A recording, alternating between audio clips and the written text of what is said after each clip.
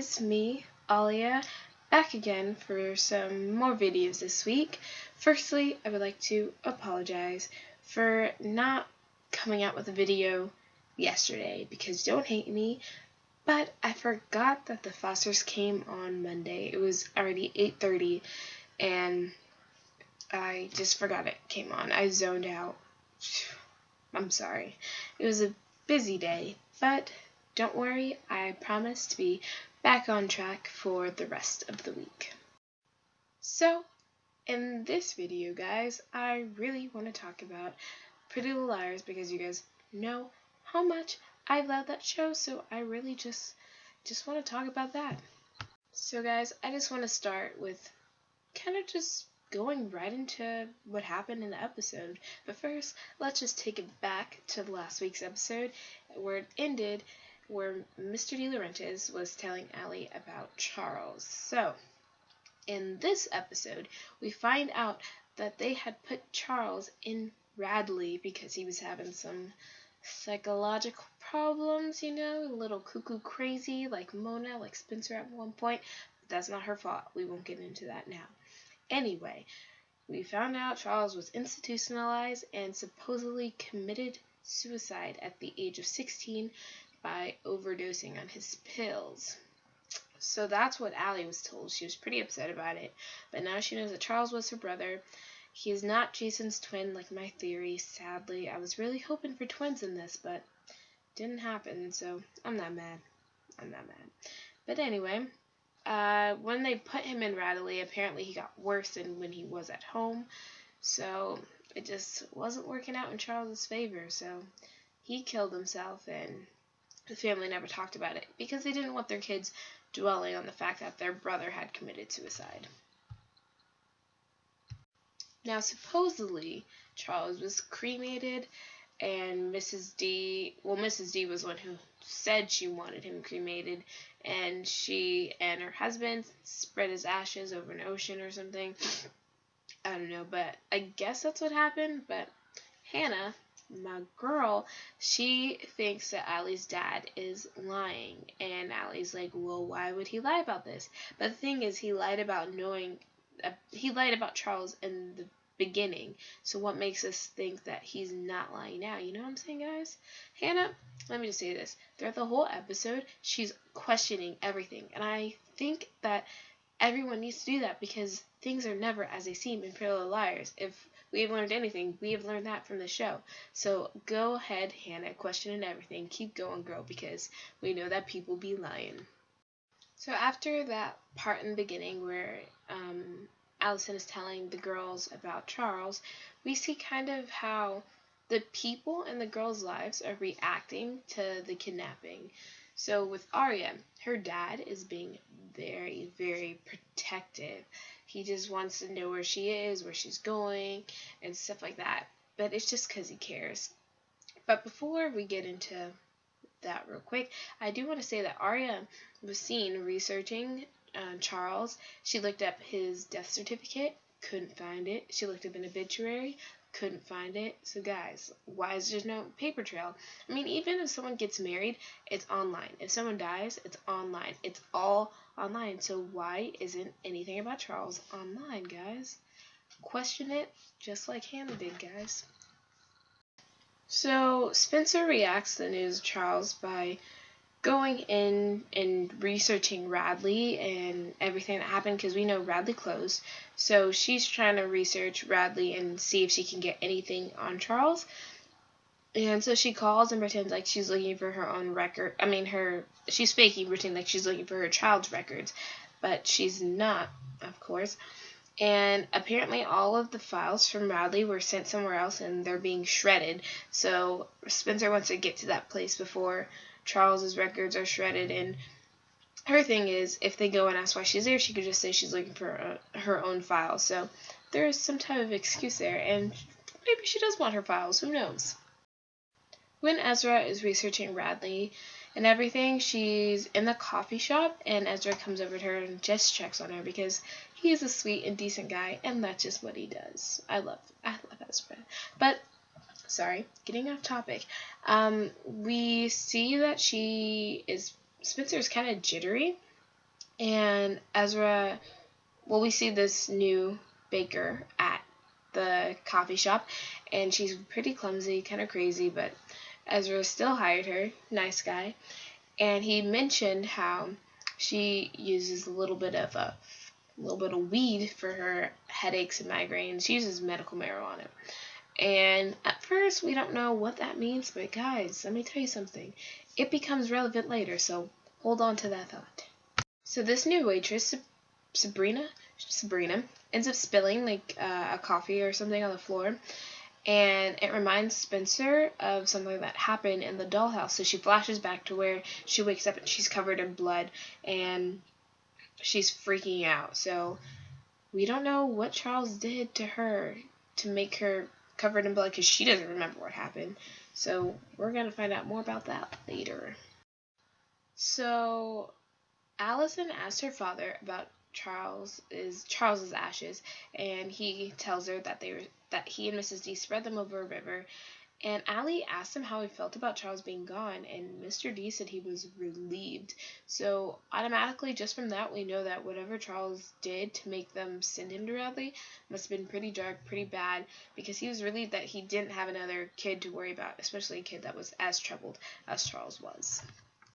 The girls make a plan to go to the warehouse where all the Radley papers are being shredded, but before, Spencer takes a drive on over to Arya's house, and she starts going through her trash, and I'm just like, Spencer, what are you doing? Why are you going through the trash like that? She don't have gloves, nothing. Ugh.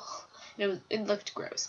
But we see that she retrieves Arya's anxiety pills bottle, because we know Spencer's mom didn't let her have the pills, so now she's mooching off of Arya, and I'm just like, oh, Spencer, you're becoming obsessive. I feel it's all psychological. She just feels that she needs them, but she doesn't really need them. But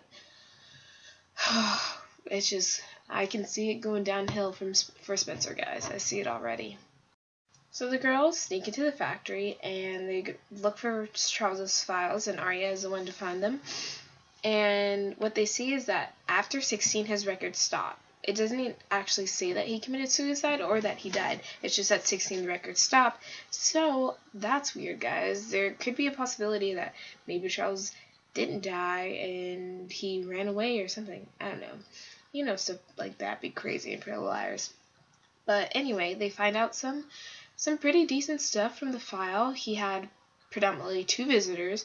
1, his mother, Mrs. D, and then 2, his aunt, whose name is Carol, who apparently died when the girls were sophomores, so they can't go to her for clues. But Carol becomes very relevant later, guys. What they also found out was that near the date of Charles's death, he had an increase of pain medicine. Well, not pain medicines, some type of medicine, whatever they were used for. And that could have been what he supposedly overdosed on. Let me just say it now, guys. I don't think he's dead. Even though later in the episode there becomes proof that he's probably dead, I still don't believe it. Let me see a body, then I believe it. Just saying, guys. Just saying. So the girls are still looking through the files, but then they hear someone coming, so they have to leave. And when they leave out the door, guess who's waiting for them? Caleb. And guys, guess how he found them? He put a frickin' tracker on Hannah's car. Now let me say something. If Caleb were my boyfriend and he put a tracker on my car, I would be pissed. Because first of all, it means he doesn't trust her in some form or manner. Secondly, it means he always knows where you are, what you're doing. It's lightweight creepy. I'm not hating on Caleb, guys, but come on. It's lightweight creepy. That's A status stuff. So, let me just say it. And then, when Hannah finds out, she gets upset too. She feels like Caleb is suffocating her. At first it was real cute, sweet, but then he's getting obsessive about it, and she feels as if he's suffocating her, and she ends up asking for a break from Caleb. And it's sad, Caleb fans, but let me tell you something. Caleb, no matter what they go through, they always end up finding each other again, so I don't think they're the couple that we have to worry about, because come on, guys. Caleb's strong. They'll always get back together, so. Because Spencer's having trouble sleeping and everything, she ends up asking the new worker Sabrina at Ezra's shop if she can get some of her stash, I guess you could say. Since Sabrina is using it for medical reasons, I don't know if you call it a stash still. Who knows? But Sabrina offers to put a little package together for Spencer to help her because she knows what she went through and how hard everything is for her. So that's sweet of her. But I don't think Spencer needs it because I feel as if Spencer is the type of person who will get addicted to something. And I don't think she should start this because she could get addicted and then she could go crazy and it would all go downhill from there. So in this episode, we get to check in a little bit on Jason and see how he's dealing with this whole Charles news, because for his whole life, Charles was an imaginary friend, but this imaginary friend was actually his brother. So imagine having like this belief that was actually a lie told to you by your parents for your whole life. So that's pretty traumatizing in a way, and he's just doubting himself. But then he starts to have a flashback about Aunt Carol, because Allie mentioned that she had visited him a lot in Bradley, and Jason mentioned that after he was shot by A last season, I think it was, he had gone to Aunt Carol's house because he believed that was going to be safe, and his mom had stopped him from going in and staying there, and she was like fixing up the house and cleaning it, and it was just weird. But he had always thought that someone was in the house, and maybe she was taking care of Charles, because at this point they didn't actually believe he was dead because they didn't have proof. So he believed that maybe Mrs. D was hiding him in there. I mean, why would she fix up a dead person's home? It's just like, why wouldn't you sell it or something? But they just thought that. I'm gonna cut this out. So Mrs. Fields is kind of getting nervous about Sarah because she doesn't know how to deal with someone who was kidnapped for 2 years. I mean, how do you deal with that type of situation? She wants Sarah to go to therapy. Sarah doesn't want to, and Sarah overhears Emily and Mrs. Fields talking about her. So she runs away temporarily, but Emily finds her because she's Emily, and she ends up taking her out to have a little bit of fun and to help her kind of feel better, I guess you could say. So they run away to, well, not run away. They go on a walk and end up sneaking into a pool and just swimming around, and Sarah mentions how she likes this feeling of feeling free and weightless and how Emily gave it to her. So you could see her feeling some gratitude towards her. And honestly, I don't know about you guys, but I'm seeing sparks there. I mean, Sarah's coming out of the situation, and Emily is the first person to help her and to care for her. And so it's obvious that she's going to feel feelings for someone who does something like that. So, guys, I see a ship coming on. It's sailing through the water. I can see it. If I have a telescope or something weird like that, it's on the horizon, y'all. It's there. So Spencer, Hannah, Allison, and Jason are all going to Carol's house because Emily's busy with Sarah, and Arya can't go anywhere because her father is being very hands-on. He's driving her places because he wants to know where she is. He's worried about her. So he ends up taking her so she can get her photos developed, and she gets locked in the room, and there's a note from A that says, "You're my doll," pretty much. And Arya has a flashback to when she's in the dollhouse, and A wanted her to put the pink streaks in her hair, and she refused, and then he ended up cutting her hair off, which is why it's short, and he forced her to dye her hair, or else he would cut all her hair off. And girls, we all know that hair is very important to us, so if someone cuts it all off and you're not prepared, like mentally, it's gonna cause some damage to just your mindset and everything. So I understand why Arya would dye her hair. I would too. I'd be like, okay, fine, you win for now. But that's what happened to her when she was alone in the room, and it kind of just shows the different aspects of what each girl went through, and we end up finding more and more about what they all had to do when they were alone in those rooms. Arya is able to get out of that room when a guy, I guess he's a photographer, and he works at the college. His name is Clark. He lets her out of the room.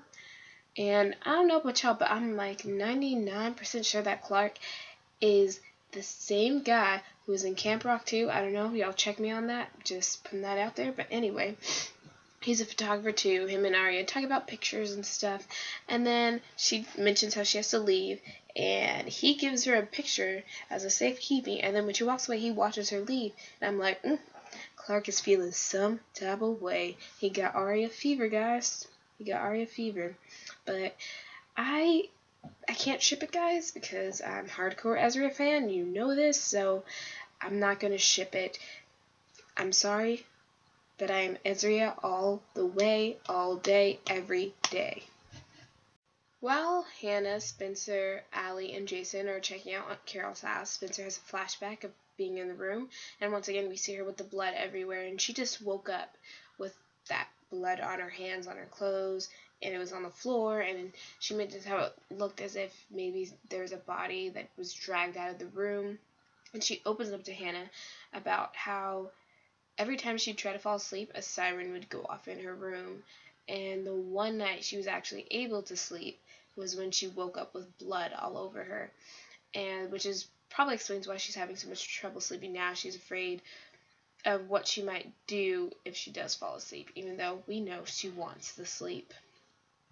Now Hannah, my girl, automatically thinks that it's fake. I mean, I honestly think it was too.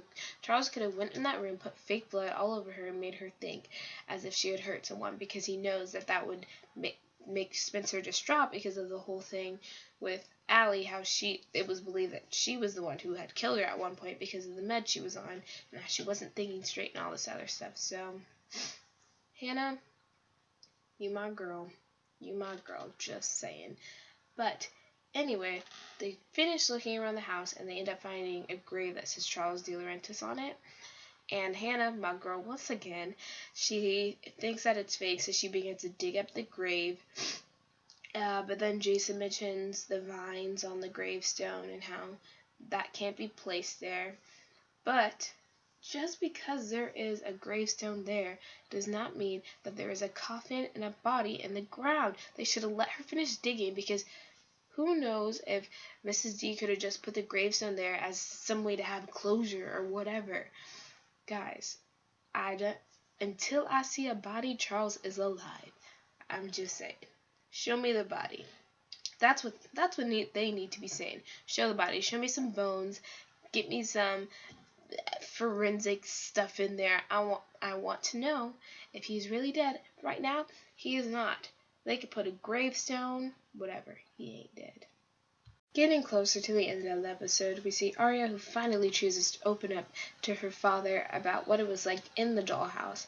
Then we see Spencer picking up her cookies, her little treats from Sabrina, and Ezra catches her and he tries to talk her out of it, but it's Spencer. You can't really talk her out of anything, so that doesn't work, because honestly, she wants to sleep and she's going to do whatever it takes to get to sleep. And then we see Allie coming home from Carol's, and her dad questions her a little bit, and she's honest with him because she's Allie. She's the new Allie, I guess you could say, and she's not big on lies. And her father ends up telling her how Charles was put into Radley, and apparently her father had put her down in the crib to sleep.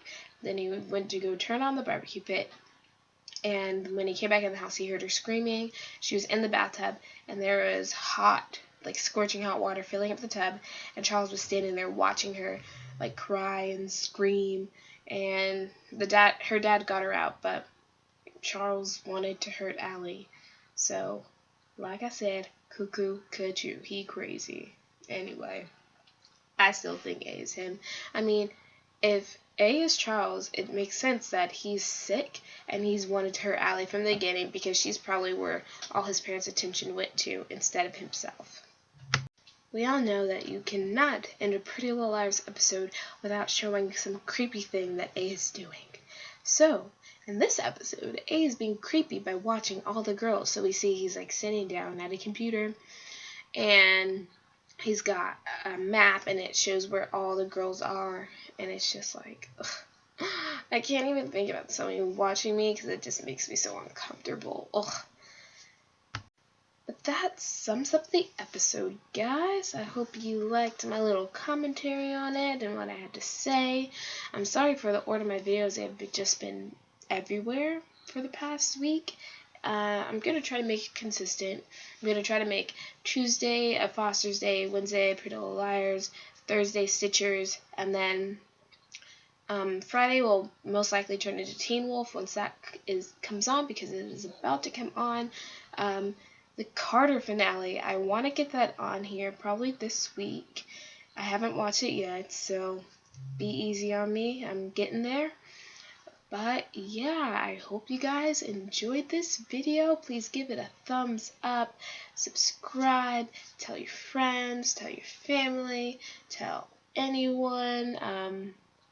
Follow me on Twitter at alias_view. I'll put it up right here. I do live tweet during Unreal and Devious Maids on Monday. Let me say, those shows are getting good, guys. I suggest you watch them, especially Unreal, brand new show. Watch it, guys. Like I said, hope you enjoy, and I will see you next time. Bye, guys.